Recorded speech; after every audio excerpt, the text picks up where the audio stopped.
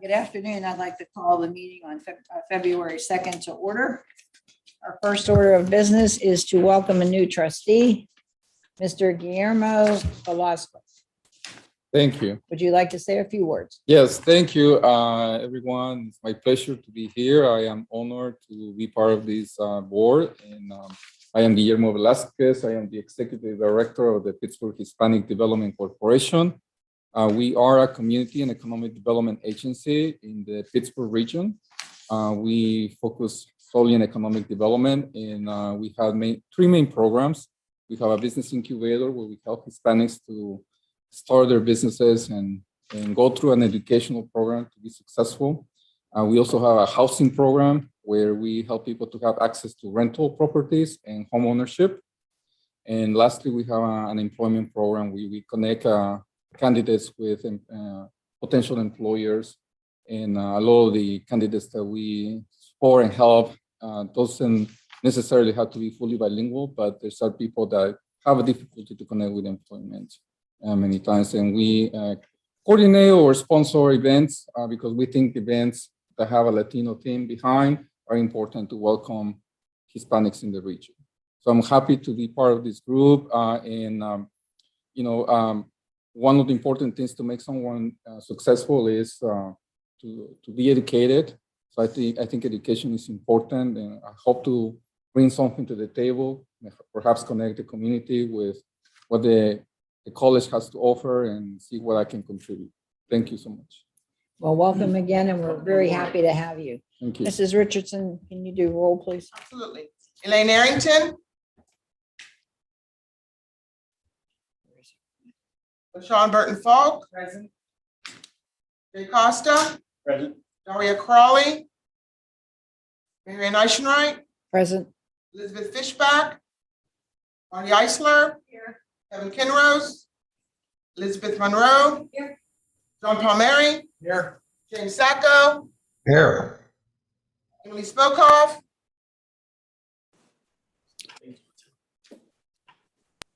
Elaine Arrington. Here.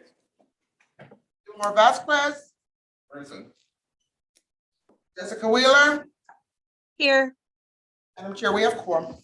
Thank you, Mrs. Richardson. I'd like to announce the 2023 Board of Trustees retreat.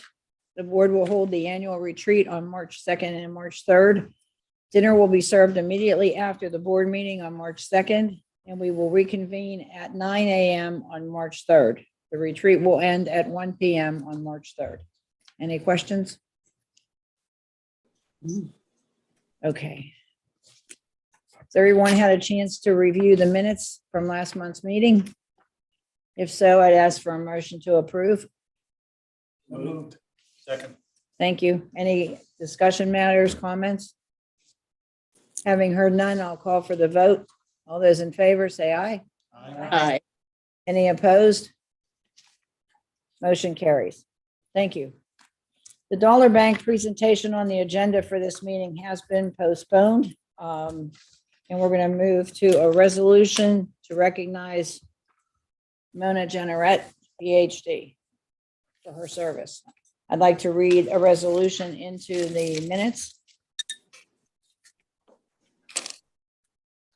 Whereas Dr. Mona N. Generette has served with distinction on the Board of Trustees of the Community College of Allegheny County for 22 years, including 2 years as board chair, 13 years as secretary and assistant secretary, 9 years as chair of the Human Resources Committee, 5 years as co-chair of the Student Success Retention and Completion Committee, as well as 2 years on the CC Educational Foundation Board of Directors. And whereas Dr. Generette has advocated on behalf of CCAC and other institutions of higher education by serving on the board of the Pennsylvania Higher Education Assistance Agency. And whereas Dr. Generette's leadership and advocacy led to many fruitful partnerships and growth opportunities, which in turn have enabled CCAC to raise its profile within the business and wider community. And whereas Dr. Generette has given generously of her time, talents, and financial support to create and expand programs that benefit CCAC students. Therefore, be it resolved that the Board of Trustees and President of the Community College of Allegheny County recognize and thank Dr. Mona Generette for her unwavering and longstanding commitment and service to the college community, and the community at large in southwestern Pennsylvania. Signed, Kevin Kinross, Chair, CCAC Board of Trustees, Quentin Bullock, Community College President. Does anyone have anything they'd like to add into the record to say to Mona? I know she could not be with us today, unfortunately. I'd just like to say that Mona was a wonderful advocate. I served many years with her on the Student Success Committee, and she followed every word that was provided in terms of how our students were succeeding or not. And she never failed to keep the issues that were important to student success in front of the administration. And she was a great colleague, and I miss her. I'd like to add that I miss her as well already. I find her to be a real mentor, and really hope that I'm following her lead on this board. I too have worked a number of years with Chairwoman Generette, and thank her for the work that she's done for this board. She certainly made the college a better college, pressed the presidents to do what needed to be done during her tenure, and quite frankly was, along with Marty and some others, were responsible for bringing great leadership here in terms of the presidents that we've had, most recently in Dr. Bullock. So, but her commitment was to the kids, the students here, and work to be able to do that, looking out for them. I know other issues were prominent in the work that she did. Diversity was always a big issue with her, which we've taken steps to address on the facility side, but also as we relate to our students and the like. So she's been a wonderful person to work with. And, you know, there's a reason why, as I said, I think last month with Bill Cagney, this board has a reputation of being one of the best boards in the county.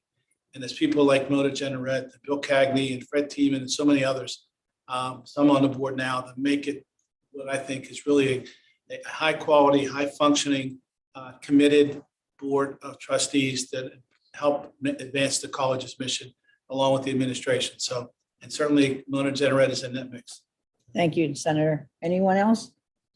I certainly enjoyed, appreciated working with Dr. Generette on the Student Success Committee and even on this Board of Trustees. So I echo many of the sentiments that have already been expressed. It was good to serve with her. Thank you. And I would just extend the pleasure that I had in working with Dr. Generette. She would ensure that students were always front and center. She was specific to doing all that the institution could do to elevate and advance students at all levels of their education. She was committed in profiling CCAC as the institution of choice that would be respected and celebrated across Allegheny County. Her presence will remain because we will have her name permanently on the Nominating. Come on, you're supposed to be van away showing those. Rip it down. Right. Her name will be permanently on the emeritus status, Mona Generette, PhD. So we thank Dr. Generette. I thank her personally and professionally for the contributions that she's made in supporting me throughout my tenure as a member of the trustees and serving in the role as board chair. Thank you, everyone. Congratulations. I know she's not here. I know. I hope this is reflected so she can read it. We're moving right along to the Finance Committee, Senator. Thank you very much, Madam Chair. We just have one action item, and it's our traditional fiscal summary. In this case, the fiscal summary for the 6 months ending December 31st, 2022. As you can see from the board material, our revenues continue to project below our projected revenues, in this case by about $7,692,235. Tuition is collection is less than last year's by about 1.64. million, and our county and state resources have been paid in accordance with what we traditionally expect. On the expenditure side, our expenditures, as previous months, have continued to perform under budget expectations or projections. So we are approximately $6.4 million underestimate, which leaves us with a variance of about 1.3. This is a little higher than what this variance is a little bit higher than it was last month. But after speaking in a committee meeting, Mr. Flynn indicated that because these are some data entry times that the things were pushed into the December timeline in terms of the expenditure side, that would ultimately reflect in us having about a $400 million difference going forward. So, but for that entry being done in January, not February, it would be approximately about $800,000 in terms of a variance, which continues that trend downward towards a balanced budget. So those are some of the things that we discussed. I put that in the form of a motion that we accept the fiscal summary for the 6 months ending December 31st, 2022, and be happy to answer any questions that folks have. So moved. The motion has been put on the table and seconded. Are there any questions or discussion? No. Having heard none, I will ask for a vote. All those in favor say aye. Aye. Any opposed? Motion carries. Madam Chair, if I could, we also had a discussion in committee on a couple of items that I'd want to share with the members. The first one is in conversation with Dr. Bullock and the administration about plans to bring to the board. Oh, I'm sorry. Plans to bring to the board a tuition reimbursement policy or modification to that policy. We had lengthy discussion along those lines, and the administration is working on some ideas that they'll bring to us next month to consider for adoption, and which I think is very positive, and it's going to be beneficial to the students who are seeking to drop a course in the first week of class, enhancing that reimbursement rate. So that's moving forward. You'll see that next month. The other items that we talked about in committee were related to the facility side of things. All good news, both on the Chalfont Hall front and also on the workforce training site. The Chalfont Hall construction is approximately 70% completed. We expect substantial completion of that project by the end of August. And that at that point in time, we'll determine exactly when we would take occupancy. But certainly we will have completion by the late August. Similarly, with the Workforce Training Center, right now we are about 50% towards completion. And again, with an expectation that they'll be substantially completed by the end of August.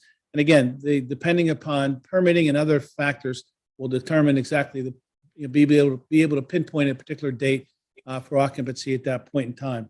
But so that's both good news. And on the legal front of some of that things, on those fronts, particularly with Chalfont, things are moving in the right direction according to our facilities personnel. So that's just an update of some of the other things that we talked about. And that's all I have, Madam Chair. Thank you, Trustee. Thank you, Trustee Costa. Student Success Retention Completion Committee report.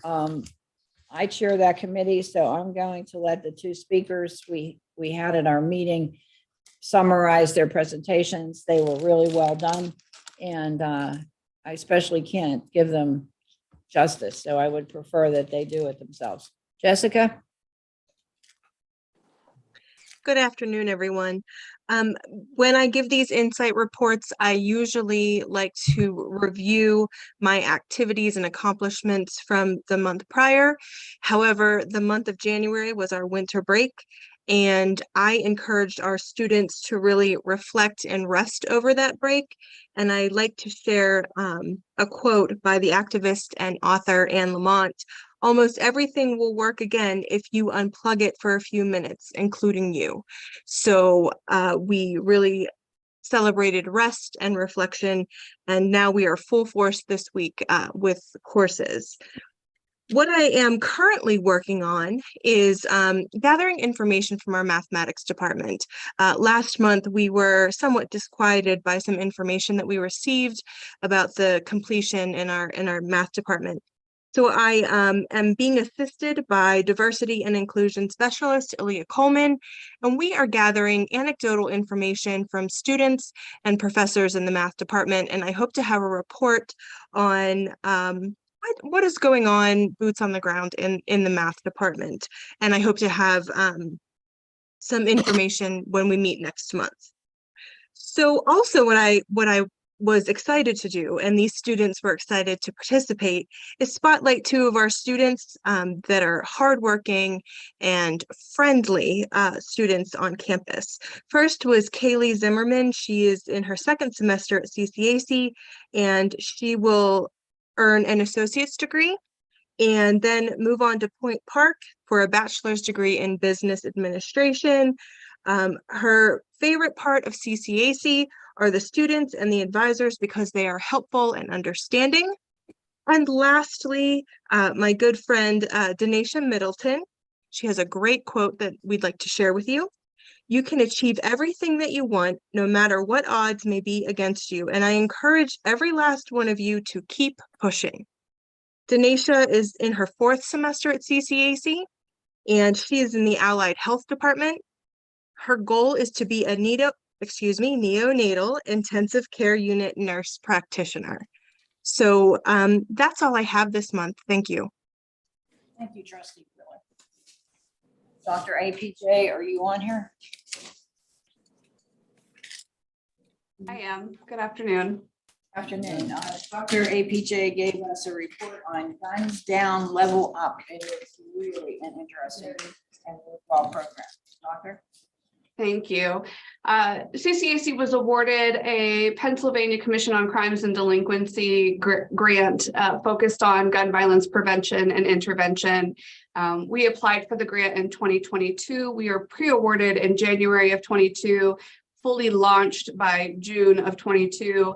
And by the 6 weeks that we started, we had seen over 150 students that were interested in the program. And to date, we've had an 80% retention rate from fall to spring for our 2-year programs and a 64% retention rate for our CDL, our commercial driver's license folks. It's a 3-pronged effort. So our students are offered payer of last resort financial aid, which means those that are taking credited courses receive no bill at the end of the day. Essentially, we cover all of the costs that are not covered by financial aid. And those students that are taking non-credited courses receive full funding. So we provide the financial opportunity for folks to be involved in educational opportunities. So that's the first prong. The second prong is student success coaching. And so we have a student success coach and a community success coach that meet with students on a weekly basis and just check in, make sure that things are going okay, ensure that they're registered for courses, and if they're having any challenges, referring them to the appropriate resources. And then the final prong of it is mental health services. And so our mental health services are provided by Allegheny Health Network, Chill Project. And we have a therapist on site, and she does, I'm sorry. No. Okay, she does in-person and virtual therapy, individual and group sessions, and we've had a 93% participation rate in individual services and an 80% participation rate in group therapy. So overall, it's been largely a successful program. We hope that the state will reissue this grant opportunity when we expire in January of 2024. Thank you, Dr. APJ. Does anyone have questions or comments on this program? Just one question with the really terrific increase in utilization both for individual sessions and group sessions. How close were you in that ending time to capacity? So the grant runs until January of 2024. Okay. Our financial aid package for educational resources is nearly exhausted. We could only welcome 4 more students into credited opportunities for the spring semester. Currently, we have about 36 students in total that are in credited programs, and we have 6 additional students that are completing their CDL this 8-week course. So the financial funds for educational opportunities are expended with the mindset that the students that are registered now will continue on for the 2 years. Our mental health services we've built in and they're fully funded for the entire 2 years. So we're covered. And that's for the individual and group therapy sessions. I'm asking more not from the financial aspect of it, but like our having increased the utilization or the number of students who are accessing that service. Yeah. Are you fully, yeah. So it is mandatory for participation in the program that individuals participate in individual and group therapy. And so we are at max capacity right now with 36 students participating in mental health services with 1 therapist on site. But if they don't participate in the mental health services and the success coaching, then we drop their financial aid services and they're no longer participants in the program. Appreciate that. Thank you. Yeah. Just that. To whatever extent you're able to tell us, particularly the group therapy, how do you see it going? Are you alarmed? Are you concerned? Are things moving in the right direction? I'm not sure what you can share with us, but I just ask what your impressions have been in the group therapy. Not much I can share, but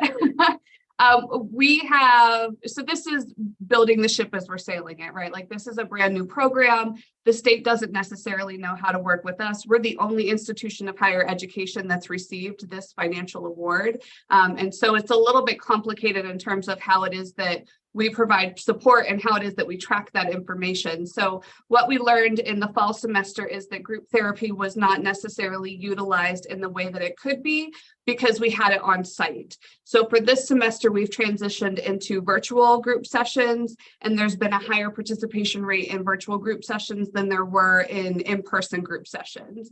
And those sessions are really geared towards life skills and coping mechanisms. They're more of a psychoeducational type component as opposed to like a deep dive into individual therapy for like coping, dealing with trauma, those types of situations. So the individual therapy, we are monitoring with a trauma scale. So they do an intake process and that trauma scale is performed at the initial intake. And then those individuals are sign a release so that we can get that information. And then once they're released from their therapy, we have a post-trauma score so that we can see where we've actually pushed the needle in terms of how it is that we're addressing trauma, how it is that we're identifying positive coping strategies. Because we're really aiming to treat the whole person, right? Like we want to afford life-sustaining wages, but we also want to afford making an individual whole so that they're contributing more positively into the environment in which they came. Thank you. Now, you indicated that your grant expires at the end of this year, basically January 24 next year. Are you applying again at PCCD and or is that something that does the grant provide that at the end of that grant, we are required to pick up the programming and the resources associated with it? No, so the hope is that we can extend the grant. They have not yet sent out a request for proposals for extending the grant. And with the shift in governor, PCCD may or may not be one of the priorities. And so we're not exactly certain what that looks like, but I'm very interested in looking at other funding opportunities through philanthropy and other state grants that we might be able to use, especially for reentry and reducing recidivism. We partnered with Foundation of Hope here on the north side to provide some of those CDL trainings at their cost as opposed to ours, because we did have several individuals that were reentering from time away from home. And so their focus is on reentry solely. And so we used we channeled the resources to them so that we could accept more students on our end. So we're trying to partner as much as we possibly can with other organizations and nonprofits to see how we might be able to grow this project into something a little more long-term and sustainable. But that's a conversation that is definitely in the very beginning stages. And so it's something we're going to have to work on. So I think as we go forward, I think it'd be wise to keep the administration engaged in terms of what may need to be done come January 24. What we don't want to do is establish a program and then shut it down right away. And I think we need to be cognizant of that. So on the resource side, third-party folks who would participate on foundations, the grants, but also the college as well. We just don't want to start it and gain confidence with the students.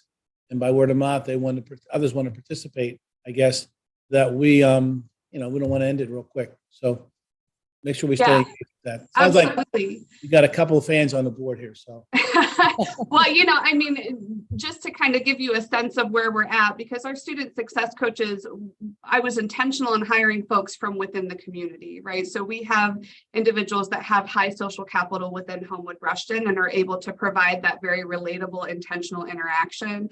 Within the first 6 weeks of our program, they had met with over 150 individuals that were interested in registering. So just to speak of the success of not only the social capital, but the decisions that we made in our hiring process really was, I mean, without them, we wouldn't be as successful as we are. So I'm very grateful for my team. Without them, we wouldn't be in the position that we are to have such high retention rates and great success. So. Thank you. Thank you. Questions? Yeah. You mentioned during your presentation during the committee meeting that one of the students was identified as Latino or Latinx, and I was just curious as to if there's anything in particular that we learned more than anything for this particular student to encourage other Latinx individuals in the future in case this expands and continues, like anything that we learned that will be beneficial to the program. Thank you. So my hope is to expand this to other communities in which we see a larger Latino population. The community that we're serving right now is primarily Homewood Rushton, and that community is largely Black and African American. As you saw in the data, 93.25% of our participants are Black or African American.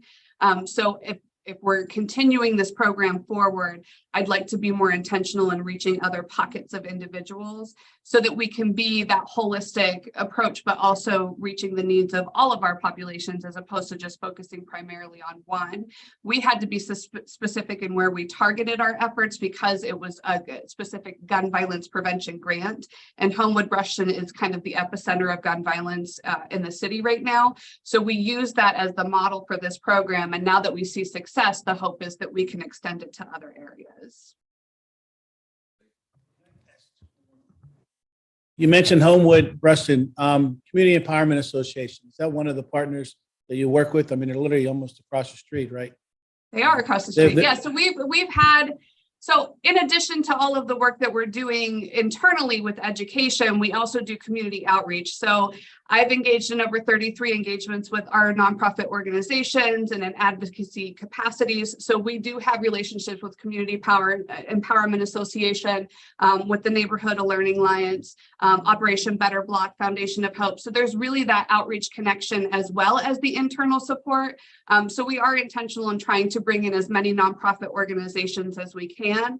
And as part of the strategic plan for ODEI in this year, our goal is to provide identify mutually beneficial funding sources so that we can bring more of our nonprofit grassroots organizations into the fold so that they're benefiting just as much as we're benefiting in terms of how it is that we're supporting our communities. I just want to acknowledge the excellent work that Dr. APJ has done with the PCCD grant.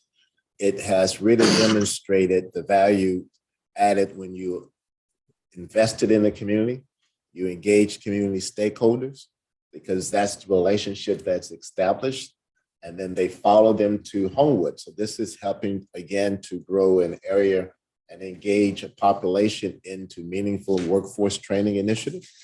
The mental health model that PCD is using, we are exploring that to expand that as a model on each one of the campuses as to have a more intentional component. We are looking at that in detail, and we will update the board as we go through the process, but we are finding it to be very beneficial and similar to what has been asked for us to explore, and seeing it in practice has shown there is value added.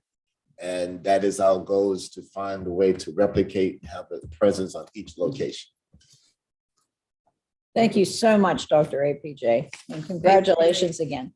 Thank you. We now move to our president's report. Dr. Bullock. Thank you, Trustee Eisenreich, and good evening to everyone. And before I start my initial, I do want to welcome Trustee Velasquez. Pleasure having you, and look forward to working collaboratively with you and being connected in any way that I can partner to expand the excellent work that we do here at the community college. At our last board meeting, there was a question that was raised by Trustee Monroe regarding the data that we were looking at in the National Benchmark project. And she asked, how did we compare in regards to tuition? So I just want to give the answer to that. When we went back and looked at the data, looking at the NCCBP, the National Community College Benchmark Project, it showed that compared to our sister colleges, we were in the bottom quarter, 28%, which means that CCAC's tuition and fees cost is lower than 72% of the nation, which says we are very, very competitive and very affordable. When we compare to our 7 peer across the nation, our tuition ranks second to last, $122. And when we compare to our 15 in Pennsylvania, we're number 15. All right. So to answer the question, CCAC's tuition rate as it is today, we're very competitive, very affordable, and we've done a great job in ensuring our students are accessing high quality education at a very competitive rate. Wow, that's impressive. Were there any questions, follow up? That's impressive. Very impressive. All right, today, next slide. Thank you for the follow-up on that. In your folders, you have the 2023 at a glance. We prepare this document every year because it helps us to look at the enrollment data, our programs, and our students. And I highlighted the areas that have shown change. It shows that there's an increasing number of students that are enrolling in day classes. We went from 54% to 56%. The average age is getting older. We went from age 26 to 27. When you look at the number of international students, it decreased from 80 to 57. Of course, that's driven some by the pandemic. 85% of our graduates live and work. That does go down from the 87%. So it's more finding jobs and reasons we don't know exactly leaving our area. An increased number of students are graduating debt-free. This is a very positive plus. It went from 75% to from 73 last year. So an increased number of students are graduating debt-free. That's a plus. The percentage of students that could not have continued education without CCAC is 45% compared to 40%. So an increased number of finding value added. A student that, this is a very important one, a student that spends their first 2 years at CCAC living in Allegheny County will save $25,000 versus $24,000 over public colleges and universities, and $70,000 over private colleges and universities. So that's a significant savings should a student choose to start their first 2 years with CCAC. And then the last is, we do see that our students are taking advantage of more financial aid, 40 million, 40.4 compared to 40 million last year. So although the enrollment numbers, there's a slight change, the need for finances is still great. So this is a document that I take everywhere and give to my elected officials, to county officials, to really demonstrate the impact of the college, because it offers a lot of stats and valuable information that highlights it in a quick snapshot for review. So anytime you are out and want to communicate, this is a good document to have. Are there any questions on the at a glance? No, but I like having this document because I can look at it. There are things in here that I can remember. I can remember that we have 30,000 students. I can remember that our tuition, yes, I like this. Yeah, I like it too. Very good. All right. May I ask a quick question? This is Jessica Wheeler, student trustee. Dr. Bullock, can you just expand upon what we mean by could not have continued their education without CCAC? Does that mean the convenience of location, the number of online courses offered? Am I understanding that correctly, or is there something else that's meant by that? No, it's that plus the affordability, the easy access to one of our locations, the open admissions criteria, meaning you demonstrate the ability to benefit, you are admitted to CCAC when you apply and you follow all the steps.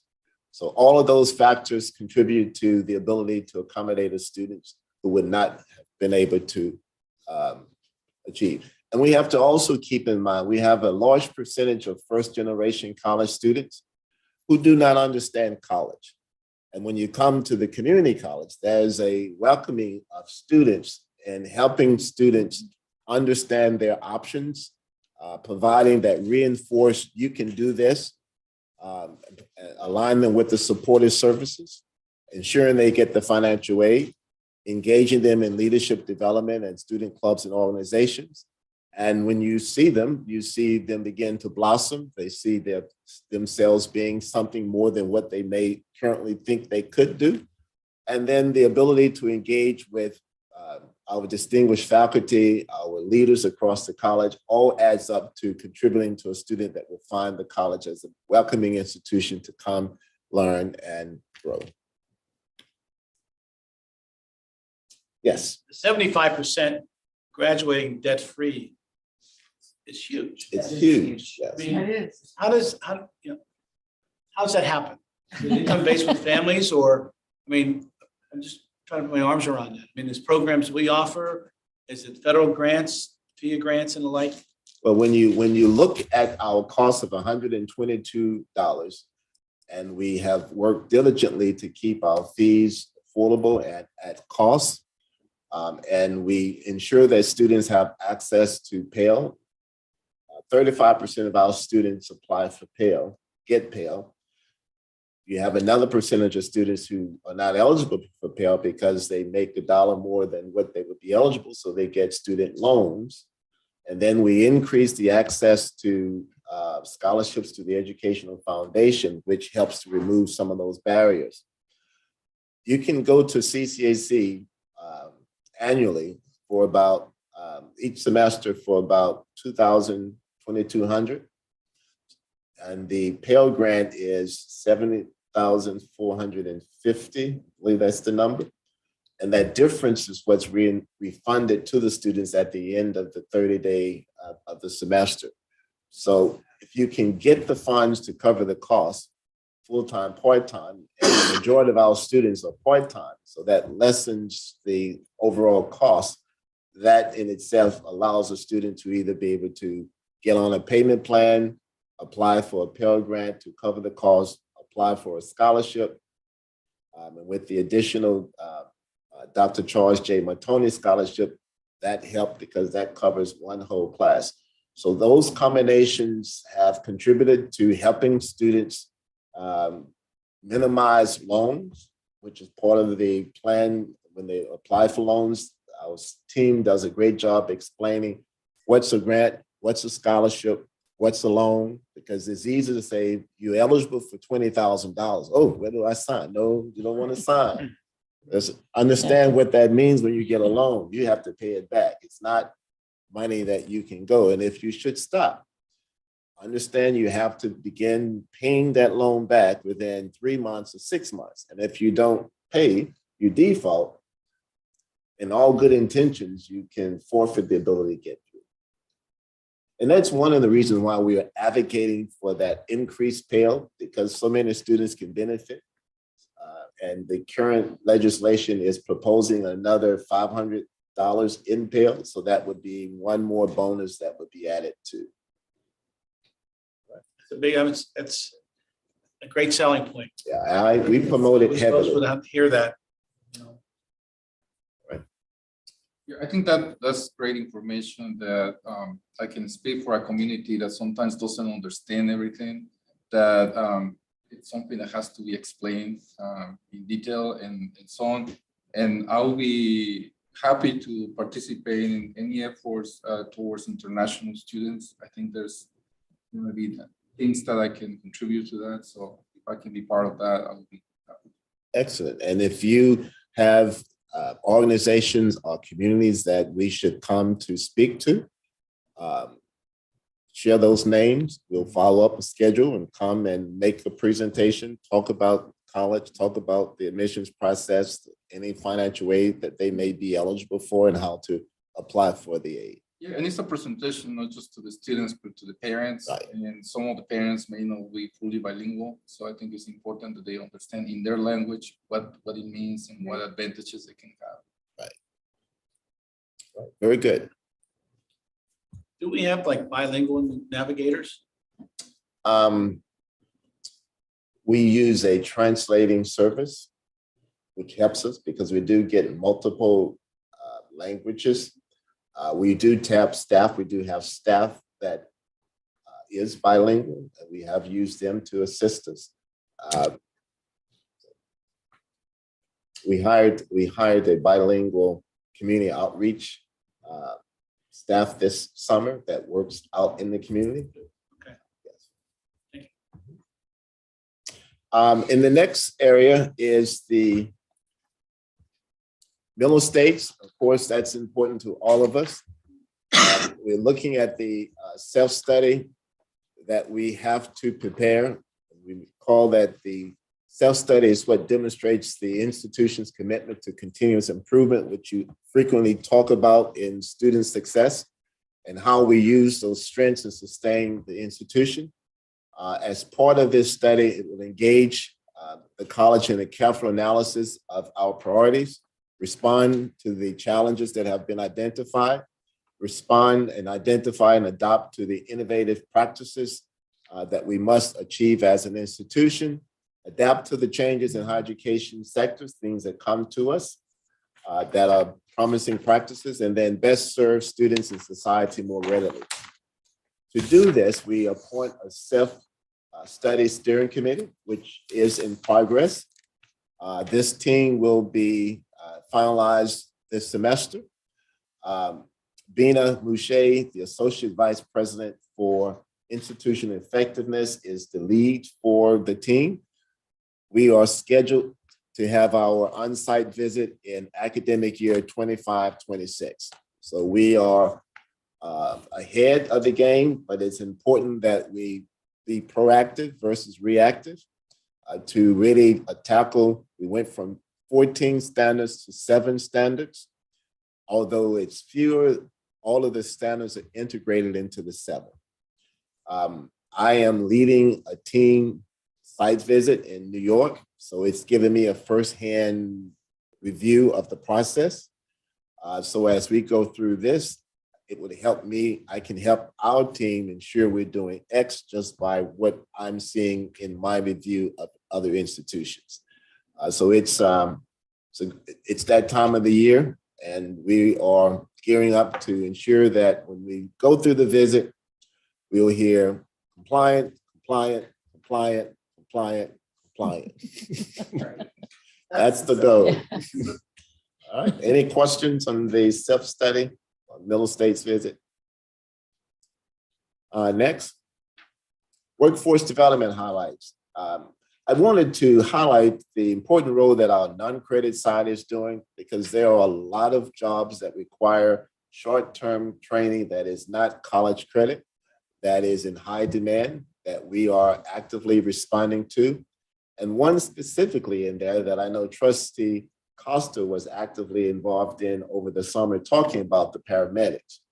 And we heard that conversation, and the workforce has worked to revise it into a non-credit shorter training program that started this past October. As of now, there are 28 paramedics in that training program. It's a 1-year program, so it will go all the way through September. They're working on a new cohort now. There's a lot of interest already inquiring. So the second cohort is tentative scheduled to start on October 1 of 23. Commercial driver licenses, commercial driver's license training continue to be in high demand. It's an 8-week training program. To date, July to now, it's 93 have gone through. Emergency medical technicians, 217 have gone through.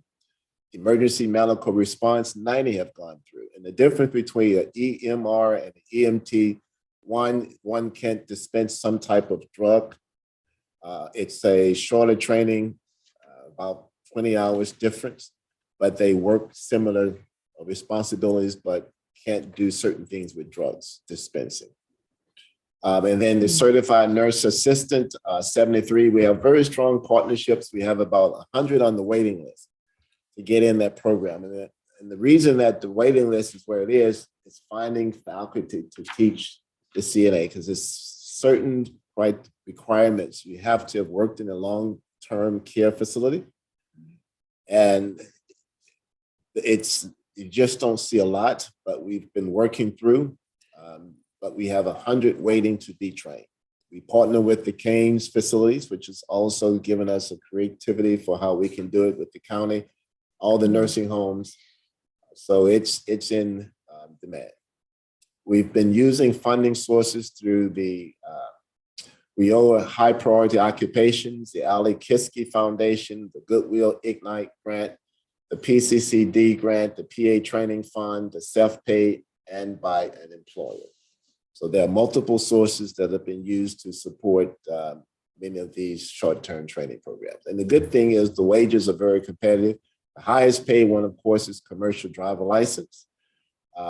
You would probably get more in the EMT paramedics, but they've got to really look at that cost, that wage, because of the training and the cost. Sometimes it's not balanced. Any questions on the short-term training programs? I do see an opportunity, a low-hanging fruit for commercial driver license in the Hispanic community. I think it would be worth to explore. Excellent. Excellent. Right prior to the pandemic, we tried to establish a relationship with a company that was going to establish a program for recruiting commercial drivers.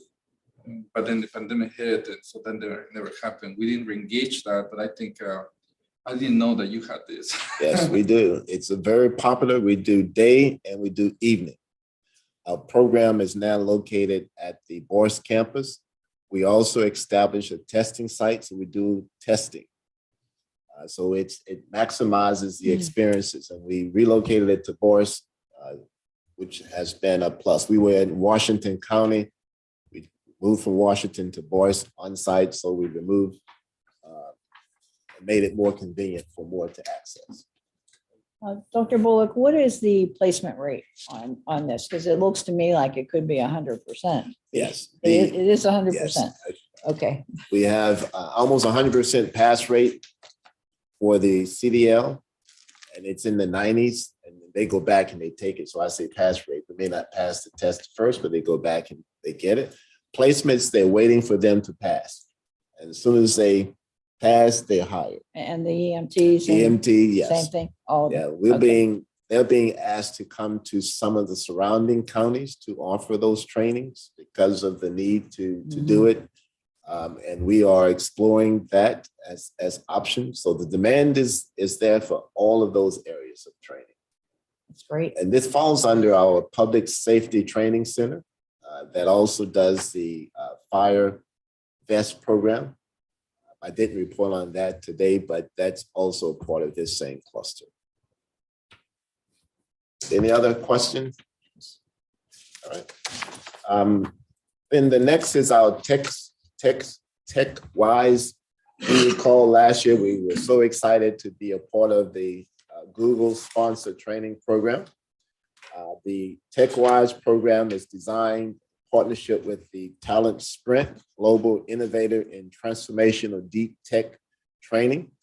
And the intent was to look at if you work with two-year colleges, engage them in supplemental training with Google organization facilitated through Talent Sprint, would it prepare a skilled workforce that aligns with what high-tech industries are looking for.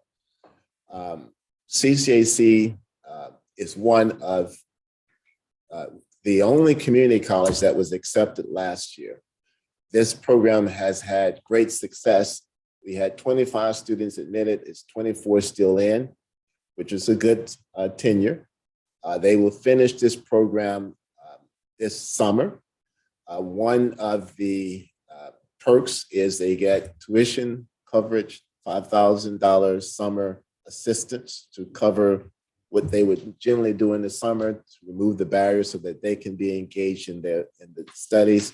They have the ability to interact with Google professionals to understand the Google world. And then the intent is at the end, they will be well-trained, well-prepared, and ready to go into a high-tech technical field of study. Ultimately, we hope it's the Google that's out there on Penn Avenue for the students. And this is a win-win. And because of its success, they're going to do a second cohort, and they're also inviting 10 additional colleges to participate. So that speaks volumes. So we're very excited of the work that has been done. We're glad that CCAC was one of the first two-year colleges accepted to participate, and our students are really getting exceptional experience by engaging in this form of workforce training. Any questions? Great program. Then next is our student space experiment project. This is an exciting initiative. I came to you in the fall and stated that CCAC had applied for to participate in the SSEP, the Student Space Experiment Project, and it's allowing colleges were invited to submit an application for participation. CCAC was selected, and this past fall, we had 10 groups of students that developed projects on microgravity because the intent was to find a way that an experiment that is selected would go up in the space this summer and engage in a research project. And they would bring the project back down and they would analyze the results to determine it. Now, why is this significant? The students competed. They were judged by national judges that were brought to the site to listen to the students' presentations. I listened to all 10. I was thoroughly impressed and blown out by the content in which our students participated. And as of today, I'm pleased to state that we are a winner. Our project was selected that will go up in space this summer. Fantastic. And let me give you the title of the students' project. The students are Jason Gomes, he's a biotechnology student, and Daniel Roth, he's a respiratory therapy student. The title of their winning experiment is Microgravity Effects on the Activation of Dormant Metastatic Cancers. This experiment will examine the effects of exposure to microgravity on cycles of cancer cells, proliferations, and/or dormancy, and will help determine if space travels accelerates cancer formation in astronauts. So to have this quality of work done by our students is impressive. I want to also acknowledge the faculty that worked with the students. We had faculty mentor and lead faculty. Dr. Justin Starr was the lead faculty that prepared and submitted the application. He currently serves as the endowed professor for advanced technology. Our faculty mentor was Professor Francis Cartieri.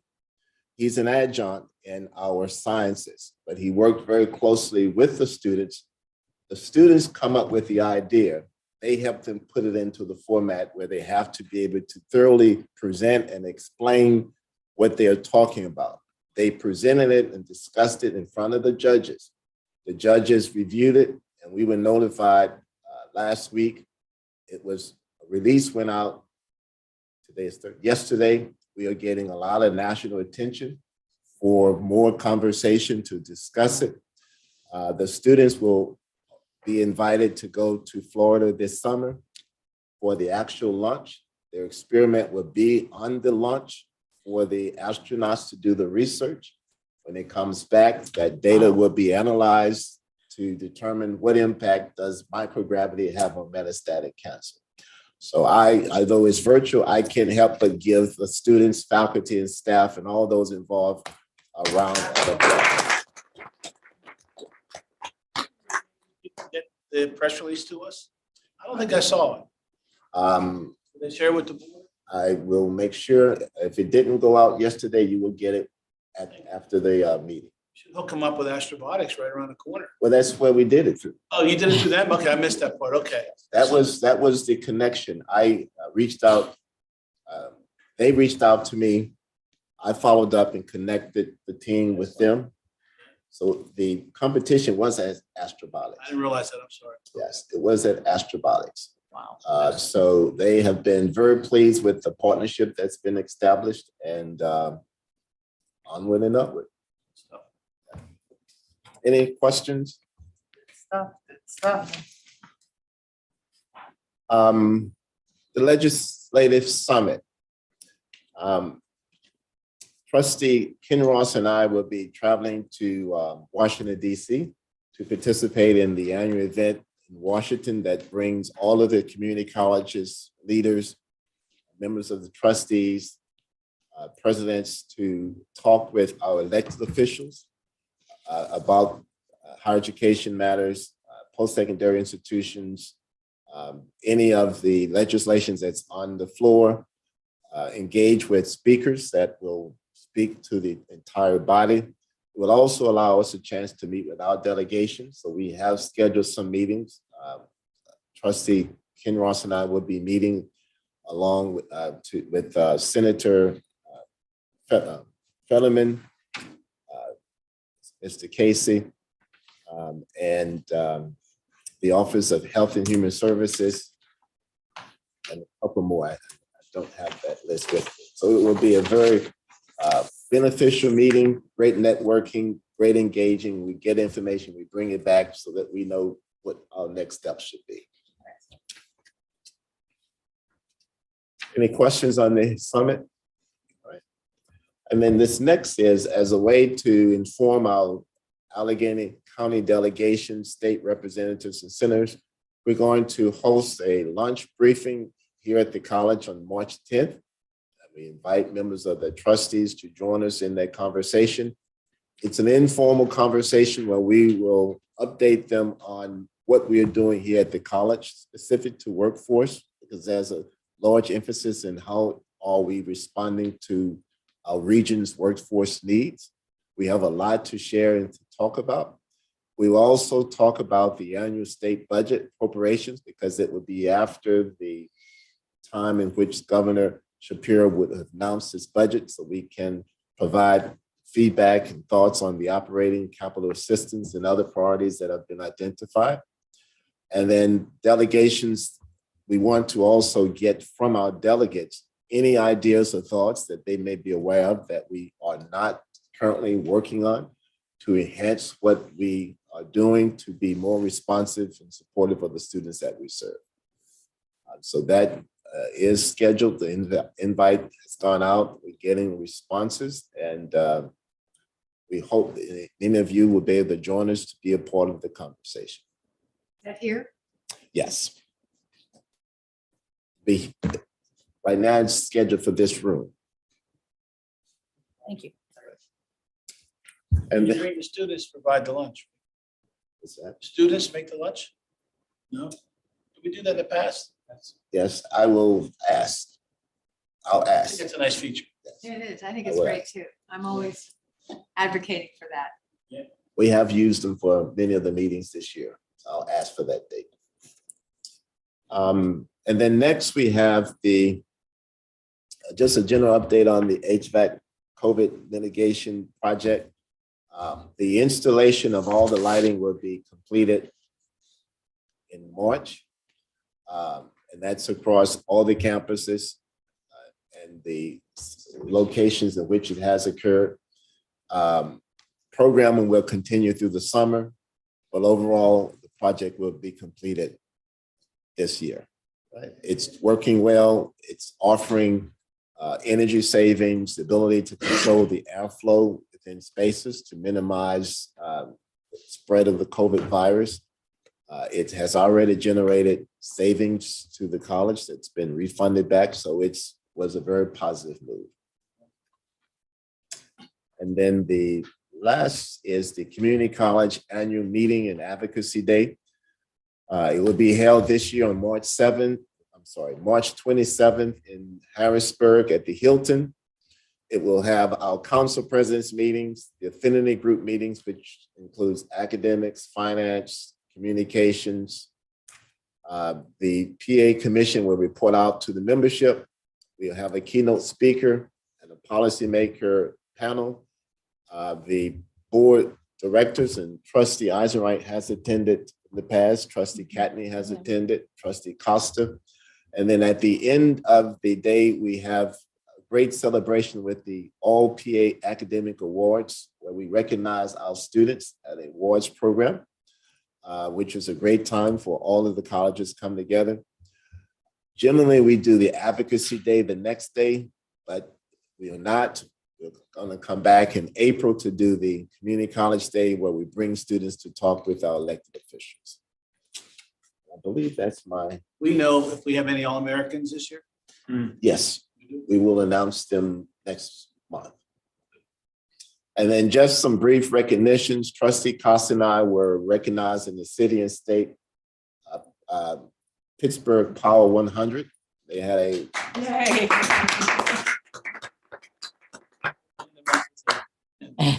they had a recognition on Tuesday night.